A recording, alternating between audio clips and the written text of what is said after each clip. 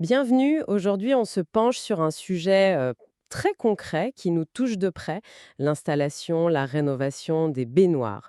On va regarder ça de plus près en s'appuyant sur les infos d'une entreprise de Nyon, Hugo Dubois. L'idée c'est de comprendre un peu les étapes clés, ce qui est proposé et ce qui compte pour que ça se passe bien. Prêt à creuser ça ensemble? Oui, tout à fait. Et c'est un sujet, on pourrait croire que c'est simple, mais en fait, choisir un modèle, c'est une chose, mais l'installation, ça touche à la plomberie fine, à l'étanchéité, même à la structure du bâtiment parfois. Une installation bien faite, c'est la sérénité. Une installation ratée, ça peut vite devenir un problème avec des dégâts des eaux. Ce qui est intéressant, je trouve, c'est de voir comment la technique, les normes et puis le savoir-faire s'articulent pour garantir et la fonction et la sécurité. C'est une excellente façon de voir les choses. Alors, commençons par ce que propose cette entreprise Hugo Dubois. Ils sont basés à Nyon, mais ils interviennent apparemment dans tout le canton de Vaud, en Suisse romande même. Et leur offre a l'air assez large. On parle de baignoires balnéo, vous savez, avec les jets, jusqu'au modèle pour l'accessibilité, avec une porte sur le côté, mais aussi les classiques, d'angle, encastrés, et les matériaux, acrylique ou fonte. Il y a même la baignoire japonaise, plus profonde. Ça fait pas mal d'options quand même, hein. Oui, et cette diversité, c'est intéressant parce que ça veut dire qu'il faut maîtriser différentes techniques. Une balnéo, par exemple, ça demande des compétences en électricité en plus de la plomberie. C'est pas rien. Le fait qu'ils soient locaux, à Nyon, c'est pertinent. Ils doivent connaître les spécificités des constructions du coin.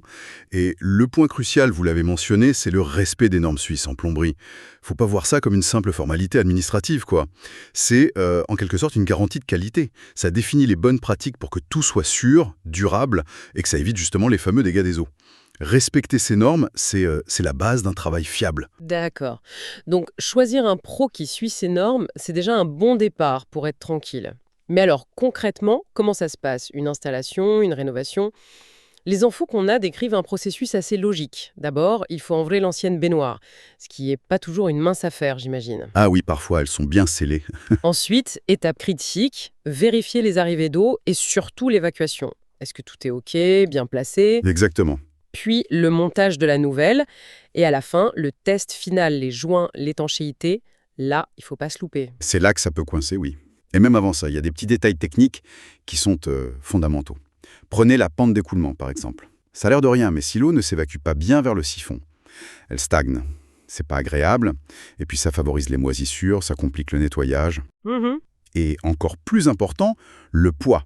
Imaginez une baignoire en fonte, pleine d'eau, avec une personne dedans. On parle de plusieurs centaines de kilos sur une petite surface. Ah oui, quand même. Alors, dans les bâtiments plus anciens, et à Nyon-Yagna, il faut parfois vérifier que le plancher va tenir, voire même le renforcer. Sinon, on risque des affaissements, des fissures, c'est sérieux.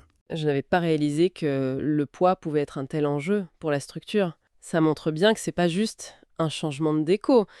Et vous parliez des joints, de l'étanchéité. Oui, un joint mal fait autour de la baignoire ou un raccord d'évacuation qui fuit même un tout petit peu. Et c'est l'infiltration assurée. L'eau s'infiltre dans les murs, le sol, ça peut causer des dégâts énormes, très coûteux à réparer. Sans parler des problèmes d'humidité, de moisissure. Oui, bien sûr. C'est pour ça qu'un diagnostic préalable avant de commencer, c'est si important. Cette approche sur mesure, où on étudie d'abord la salle de bain existante, comme le fait apparemment Hugo Dubois, ça prend tout son sens. Ça permet d'anticiper ces risques et de prévoir ce qu'il faut faire pour les éviter.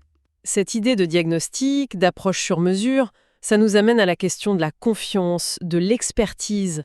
Les sources insistent sur le fait que l'entreprise travaille avec des plombiers certifiés, expérimentés. Ils mettent en avant des valeurs comme la qualité, la satisfaction client, la transparence des prix, le respect des délais. Bon, ça, c'est un peu le discours classique. Mais dans ce métier, j'imagine que la réputation, elle se fait vraiment sur le terrain, non?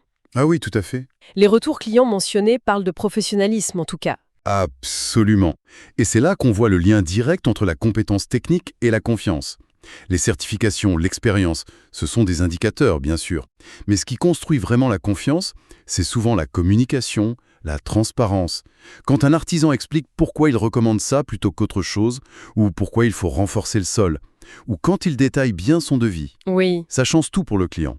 Ça crée une relation plus sereine. Le fait qu'il propose des devis gratuits, comme mentionné, ça va dans ce sens. c'est vrai. Et leur réputation dans le canton de Vaud, si elle est bonne, c'est un signal fort.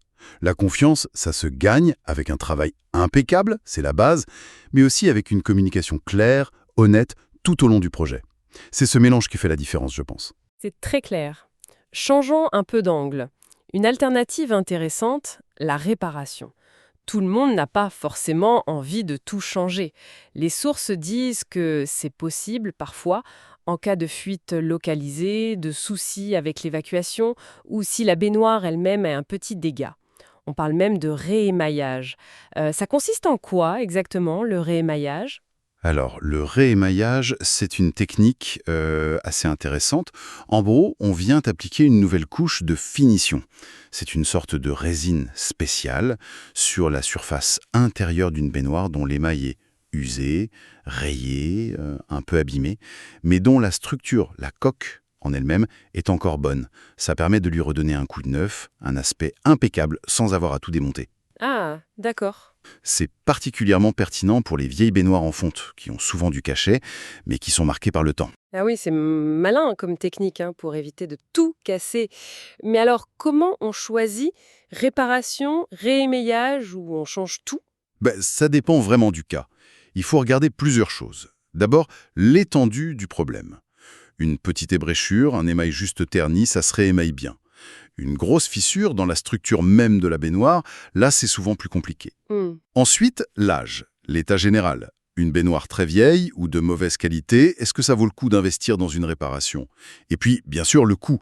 Il faut comparer le prix de la réparation ou du réémaillage avec celui d'une baignoire neuve, installation comprise.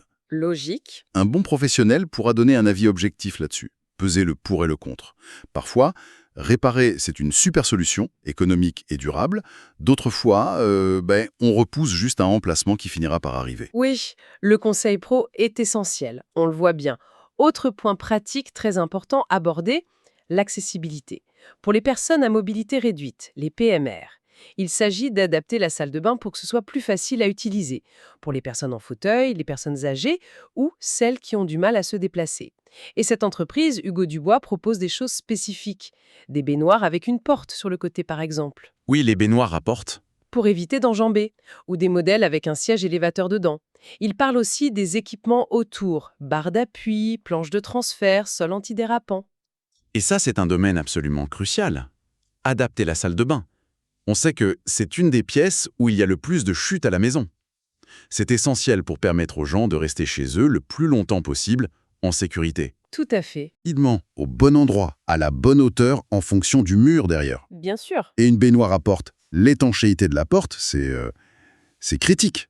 C'est un service qui a une vraie valeur ajoutée, sociale et pratique. Oui, absolument. Et ça nous amène forcément à la question du budget. On s'en doute, le coût d'une installation ou d'une rénovation de baignoire, ça peut varier énormément. Ça dépend du prix de la baignoire elle-même, bien sûr. Une balnéo, c'est pas le même prix qu'un modèle simple en acrylique. C'est clair. Ça dépend de la complexité de l'installation, s'il y a des travaux préparatoires, comme cette histoire de vérifier le sol, ou s'il faut modifier la plomberie, si on refait le carrelage autour, ça chiffre vite aussi. D'où l'importance, comme le dit l'entreprise, d'avoir un devis personnalisé détaillé. Le fait qu'il le propose gratuitement, c'est déjà un bon point pour se lancer sans s'engager tout de suite. Oui, le devis gratuit, c'est une pratique assez courante, mais c'est toujours appréciable. Ce qu'il faut vraiment retenir, je pense, c'est que le prix ne doit pas être le seul critère. Attention au devis très bas. Parfois, ça peut cacher des matériaux moins bons, une main-d'œuvre peut-être moins qualifiée, ou alors on oublie des étapes importantes, comme justement cette vérification de la solidité du sol. Donc, l'étape du diagnostic initial, elle est fondamentale. Pas juste pour le prix, mais pour évaluer toutes les contraintes. Et proposer la solution la plus adaptée, la plus sûre sur le long terme. C'est un investissement pour être tranquille après.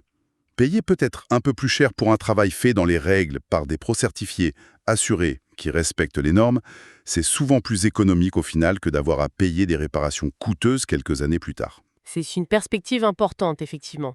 Bon, alors, si on devait résumer un peu les points clés de cette exploration autour de l'installation, de la rénovation de baignoires à Nyon, en s'inspirant de ce qu'on a vu sur Hugo Dubois. Il y a d'abord cette confirmation. Faire appel à des pros expérimentés qui respectent les normes suisses, c'est vraiment la base pour la sécurité et la durabilité. Tout à fait. Ensuite, la variété des options. Il y a plein de types de baignoires pour tous les goûts, tous les besoins, y compris l'accessibilité PMR.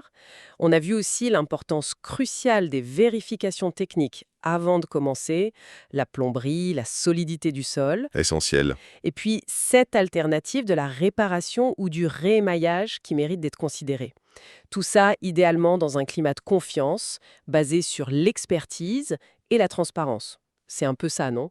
C'est une excellente synthèse, oui. Ça dessine bien le portrait d'un processus où la technique et le conseil personnel sont vraiment au cœur.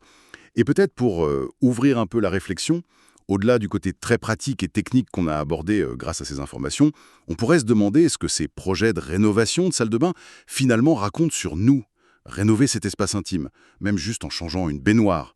Est-ce que c'est seulement chercher plus de fonctionnalités, une nouvelle esthétique, augmenter la valeur de son logement, ou est-ce que c'est lié plus profondément à notre besoin de confort, de bien-être, peut-être même de prendre soin de soi?